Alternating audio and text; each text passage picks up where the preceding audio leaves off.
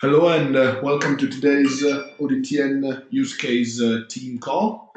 Um, as a first element, well, thanks everybody for joining. And then I would like to bring everybody up to speed on kind of the roadmap of what we're doing. This is following the reference design for ODTN, obviously. So the first element is the power configuration workflow with transponder.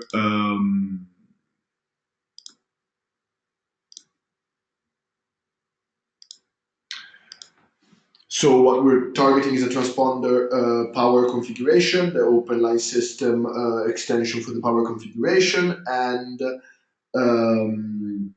also an extension in the intent subsystem to target basically the power configuration workflow that we have agreed and we will finish up discussing later.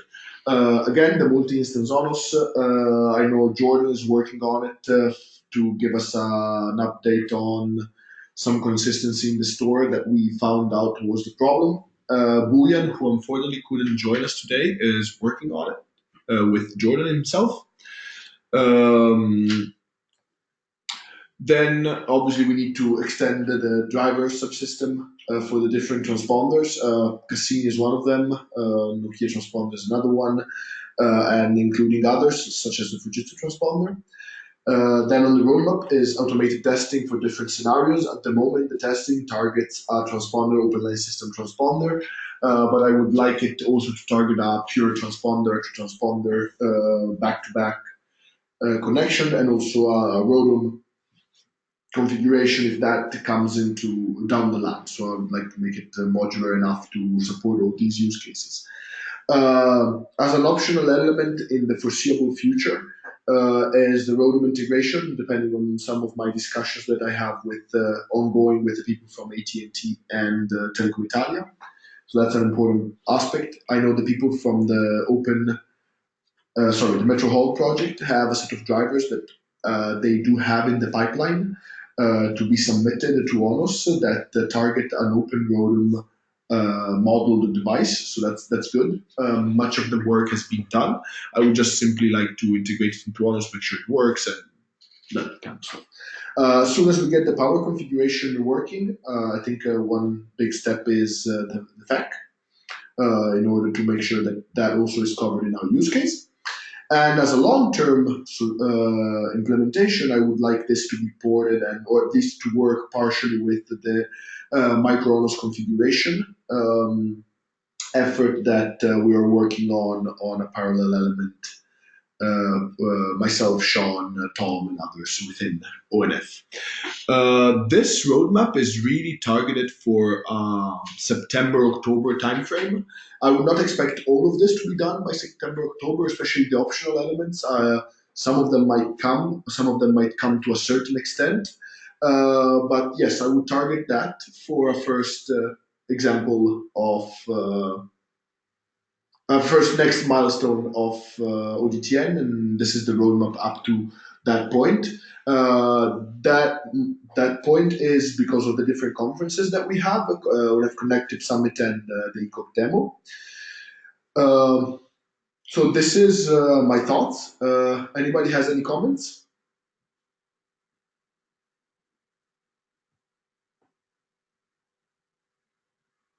Oh, okay. If not, I have a comment. Dominique, please. Hello? Yes.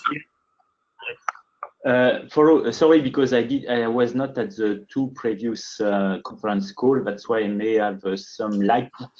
I should say conference lag between the others. But when you say automated testing for different scenarios, transponder only, transponder plus OLS, and the last one, transponder plus ROADM, do you intend to configure directly transponder and ROADMs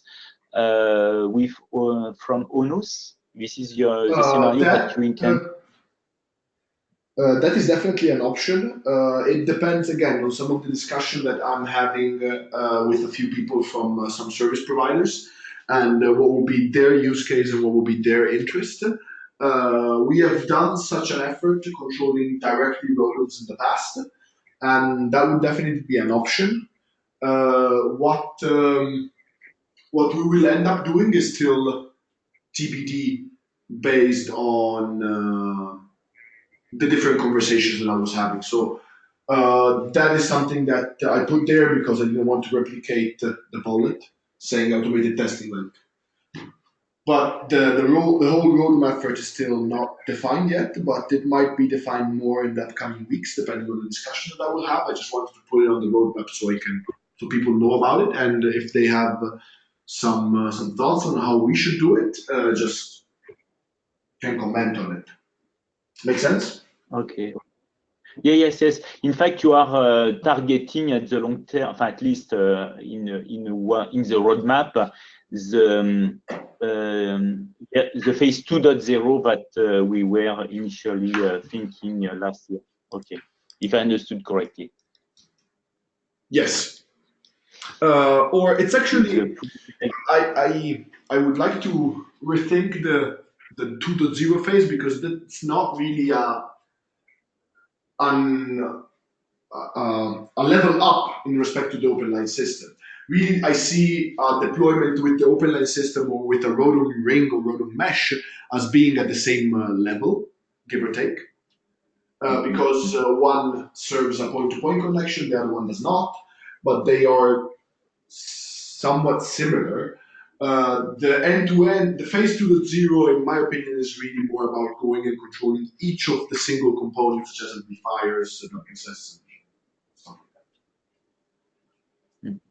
Make sense? Oh. Yeah, yes, it makes sense, definitely. Yes. Okay. Okay. Any other thoughts, comments?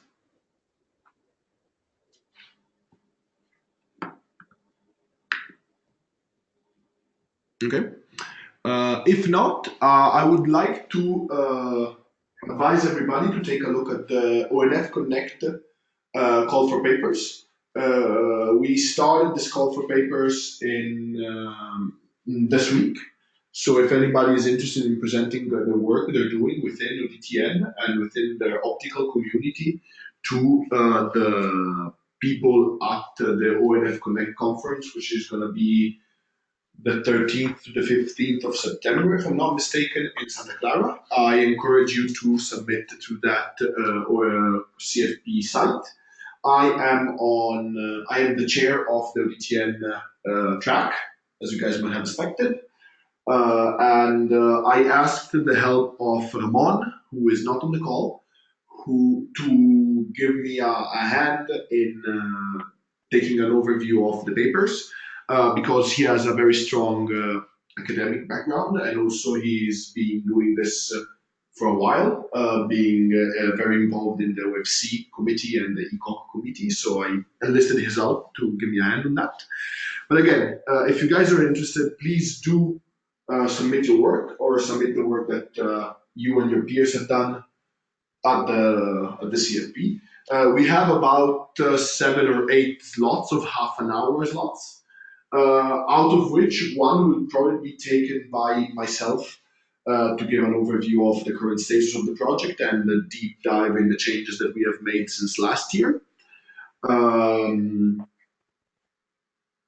But the remaining 6 or 7 slots are up for grabs, and I would encourage you guys to discuss some element of the work that you have been doing. For example, Dominique, if you extended the driver for the Nokia transponder, or how does this fit in the whole overview of the Nokia work? The ALBA folks can talk in deep about the integration that we have done with their open line system.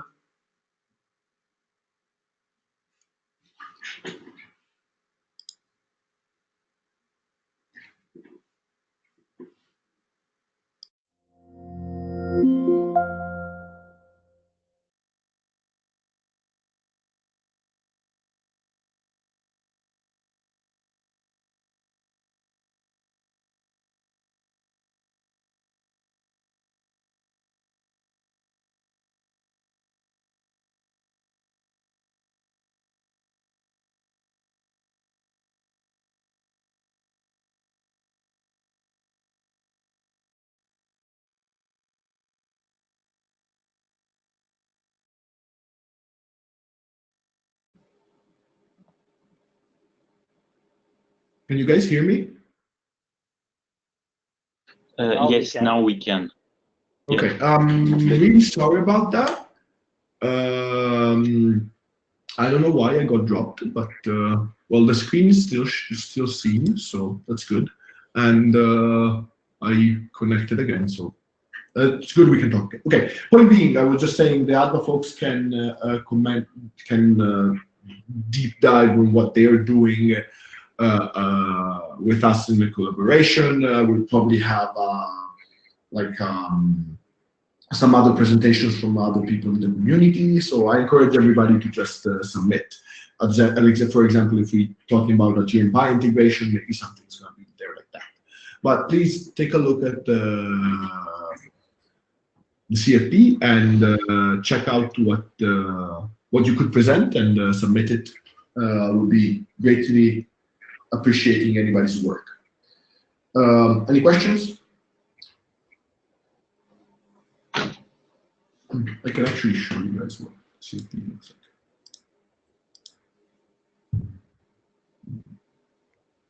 So the deadline for the submission is the 31st of May.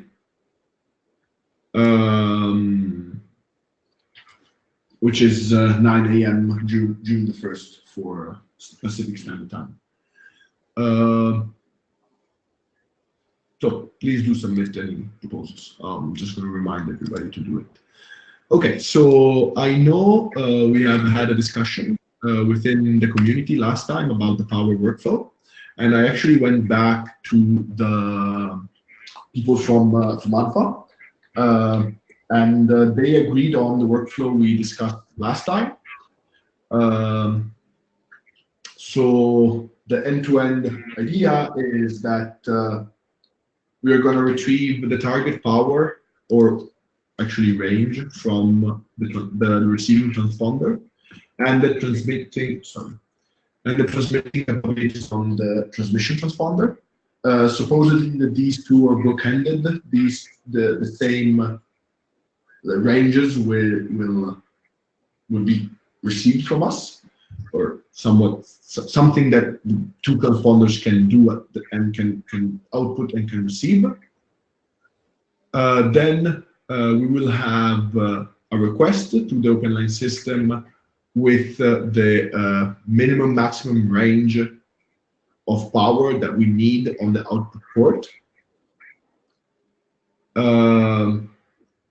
And the OpenLine system will tell us our target input power that it needs to receive from the transmitting transponder if the path computation is successful. At that point, when we retrieve this target power, we're going to go and configure the wavelength and the power on the transponder, on the transmitting transponder. And the configured power value is returned to the OpenLine system. And another request goes to the OpenLine system that actually establishes the channel on the path that it was requested. Conrad, is this correct as per your understanding? Yes, this is true. All is correct. Perfect. Anybody has any comments? Because if not, this is what we're going to try and implement. And so we're going to work with the transponders to have a get and set capabilities, which is partially already done by Booyan. Sorry.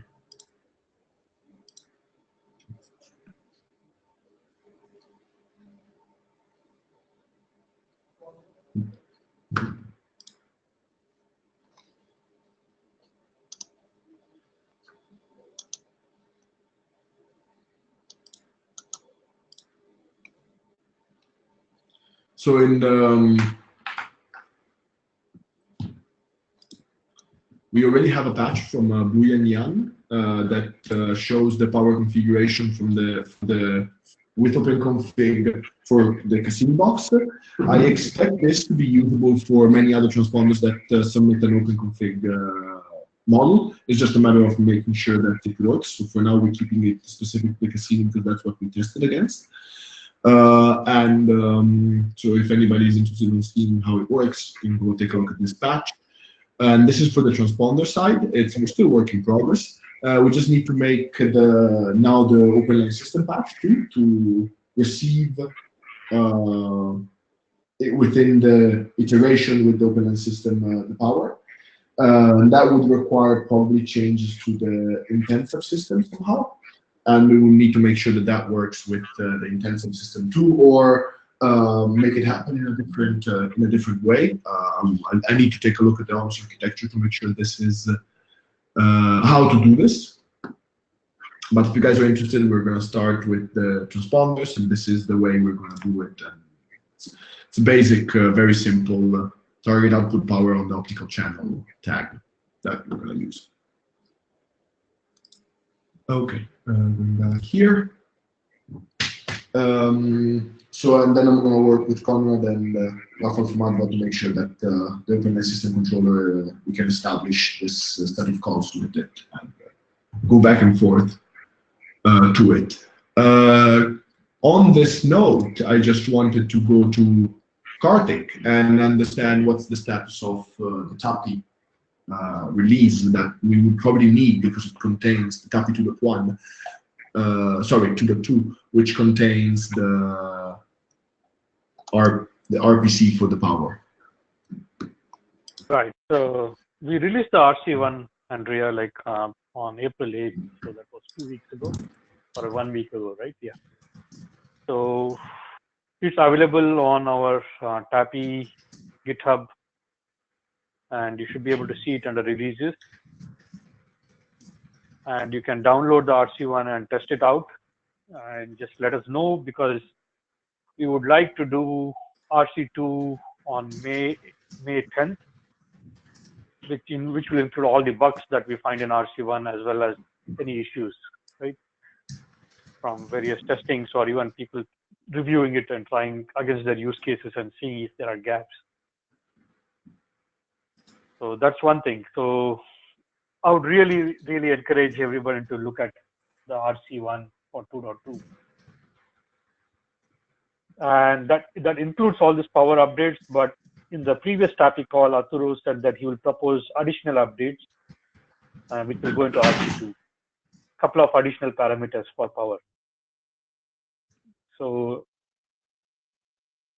again, like as soon as Arturo does the pull request, I'll merge it into the branch. So it should be available as soon as he puts it in, but officially it will be part of RC2, but you can always get the latest snapshot, and it will include all the fixes and updates.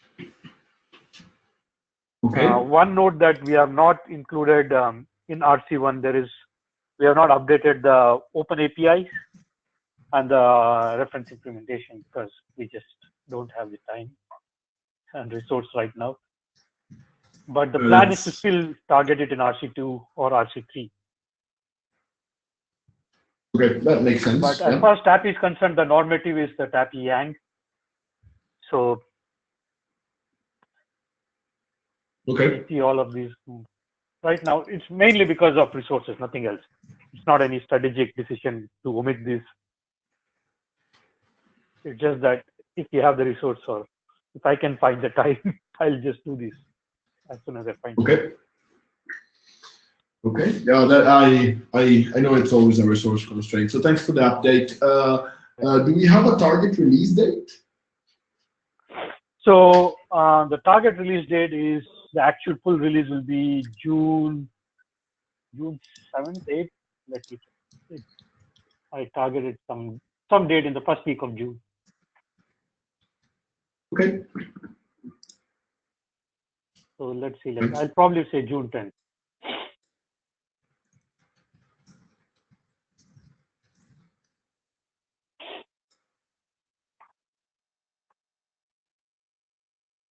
Okay, thanks for that. But right now, the more important one is the RC2 date, which is May 10th, because we want to get as many fixes as possible, and we want the delta between RC2 and RC3 to be very minimal. Which is, sorry, the RC2 date for 2 weeks from now? It's May 10th. It's actually 1 month from the RC1 release date. we said like minimally there should be a month between RC1 and RC2 as a general guideline. Okay, sounds good. Yeah, then May 10th is the date. Okay, perfect. Yeah. Thanks for the update, Karthik. Works. That works.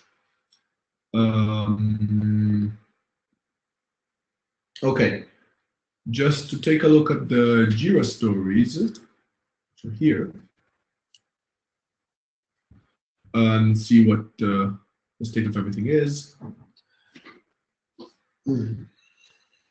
I know that, again, Booyan is working on a few things. So we did merge the STC testing, but the multi-instance is a little bit still problematic. So that's 7866 and 7851. We're working with Jordan. We identified the problem. The problem is that two nodes of ONOS do inconsistent read and writes, meaning that node 1 reads the state, updates it, and writes it, but before node 1 writes the state, node 2 reads the state, so it reads at a previous state of the one node 1 is writing, and then node 2 writes himself something to that state, and then writes it down into the store. And at that point, the changes that node 1 made are made completely useless. They're cancelled. So we're trying to do a synchronization of that. Jordan is working on it to give us a workable solution. I was expecting a patch like Friday, give or take, but it's taking a little bit more longer. But I think maybe 1 or 2 weeks it's going to be working. And the current STC test that Booyan made is capable of running both a single instance and multi-instance. So if you now look into the wiki page that we have,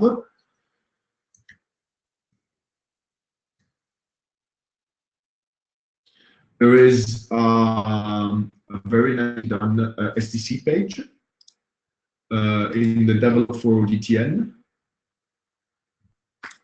It does with ODTN with STC with the Cassini emulators, and basically shows like exactly what we can test and how it is done, and how you can also test it yourself on your equipment or your lab. I know Booyan is also working on a simpler version of this patch to just show how to deploy a 3-node Docker instance with STC. In order for it to be used within ODTN. So thanks to him for that.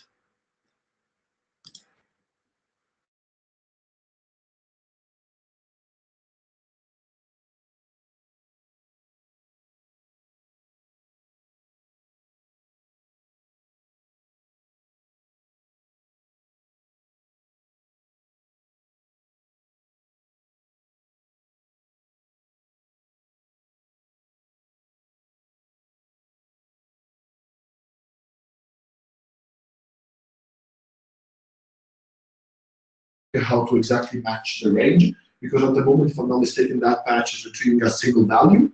It's just that we either need to retrieve the range or treat that single value as a range. I'm again working on the strategy on 7865. Again, power now, it's a long-lasting story that I do basically continue updating on the power and the FEC and then other stuff. 7841 is that the 2.1 release is going to be put out pretty soon. I hope to get the changes of the distributed system within the 2.0. I will have to check whether we put them in 2.0 or 2.1, and whether 2.0 or 2.1 is the base for the future development of ODTN, and we make a release out of it at some point. It's just that through the testing, I'm capable of making sure that everything works. It's just that I need to make sure to pick one of 2.0 or 2.1 to be the base. That's 7841 on my side. I added a few stories. 7962 is the workflow to include the power for the OpenLine system. That will probably be broken up into drivers for the OpenLine system and intensive system changes. I expect people from, the other folks, Telefonica, ourselves at ONF, to work on these tasks. I also have a few tasks myself. 7953 and 7954 is to put together a document for the demos we did at OCP and OFC. It's just that I have all the commands that I run, everything we did, but it's time to put it together. 7948 with Alessio is that he's working on a set of patches to include the optical, to make sure that the optical connectivity intent works with Lumentum ROADM devices that he has in his equipment lab. And this is a base step to show how the ROADM integration can be done and see what at the moment we can do with ONOS in terms of reusing the work we have done with the OpenLine system with the ROADMs. I know that is pretty much already very usable in the sense that we were capable of programming these ROADMs in an ad hoc rack that we had at OFC. It's just a matter of doing some tweaking. 7947 is the history for is a task for everybody, like for example Nokia or Infinera or Fujitsu that wants to copy that task and make sure that they implement their own stuff. The others are there, but a little bit down the line, so I'm not gonna talk about them anymore. Any questions?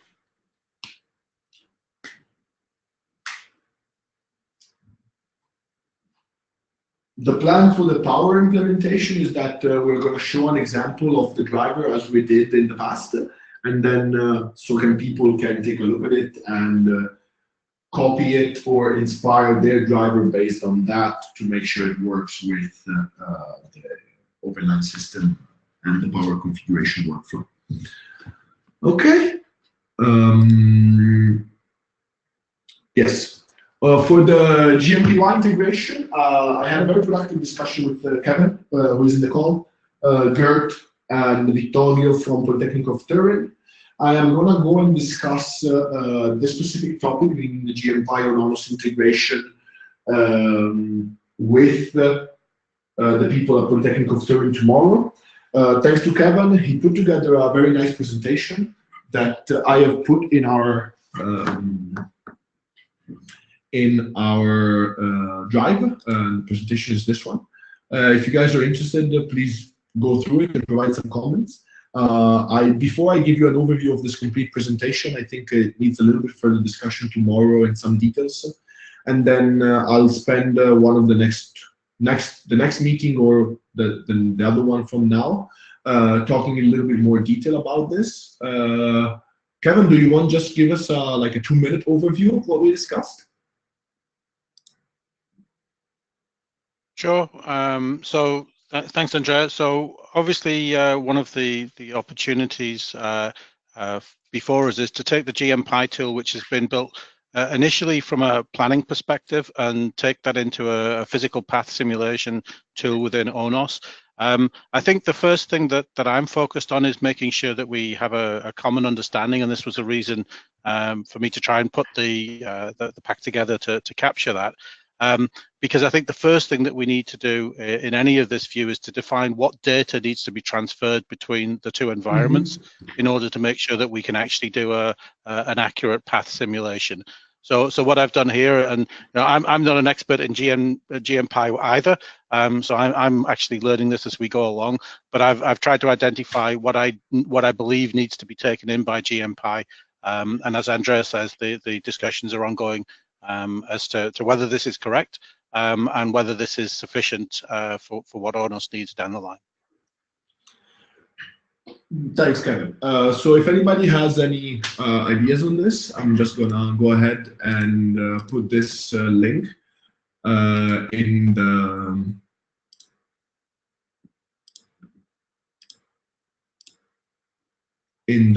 the document we have, and then you guys can comment on it. Probably you will see some changes or some comments happening tomorrow, because I have a talk with the Polytechnic of Turin tomorrow about this, and that's pretty good. Sorry, Alessio, I saw you were on the call. I didn't ask you before. Do you have any update on your work, or either the ROADM side or the Flow programmable that we discussed in the past? Hello, Andrea. No, I have no updates because I've been quite busy last weeks. So I just started to work with the Lumentum roadmap, as you said. I have to test the code that I wrote yesterday, essentially. So up to when I have some news, I will let you know on the progress. Okay, thanks, Alessio. Thanks for the update. Okay. Yes, and that's the Flow programmable update is what we discussed before. I still need to go and merge the patch as is, and then we probably work on it to remove the issues within the ports that we have discussed with Alessio's presentation like 1 or 2 weeks ago. Before we wrap up, I want to give everybody an update on the next gen ONOS configuration. There is, if you go onto the GitHub Open Networking Lab GitHub, there is what we call ONOS config. This is a very it's a very simple repo for now that does have a README file, which shows what we are up with, what we're doing. And there's a tool test folder that has a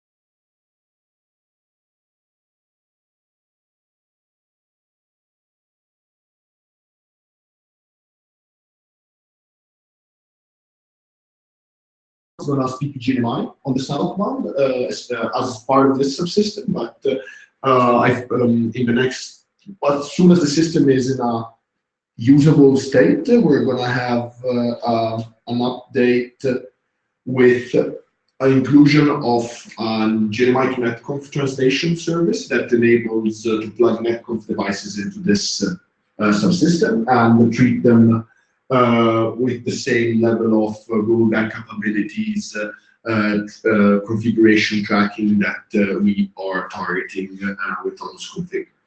If anybody's interested in contributing, just drop me an email or let me know, and I will make sure to include you guys in the discussions. It's all open. The next discussion we're going to have is on the ONOS technical steering team, not tomorrow, but in the next week, 24th. So please do tune in on that to check out the updates. The goal is by that time to have something working within GNMI on the southbound with an emulator that I discussed before, and have a little bit very, very skeleton store that Sean is working on. So it's kind of what the state of ONOS config is. I encourage everybody to take a look at it and see what's happening. Any questions?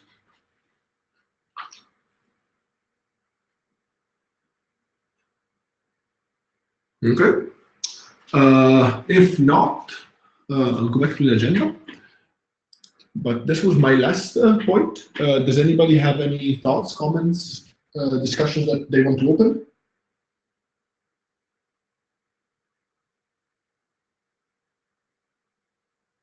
Okay. Then, if not, I think we can break early for today. I'll start working on implementation details of the workflow for the power to propose to everybody next week. And I'll propose also the GNPy integration, more details with the GNPy integration either next week or in 2 weeks from now, as soon as we have some more details after the discussions I'm going to have with the technical third. Thanks, everybody. Take care. Bye. Bye. Thank you. Bye. Thank you. Goodbye. Thanks. Bye.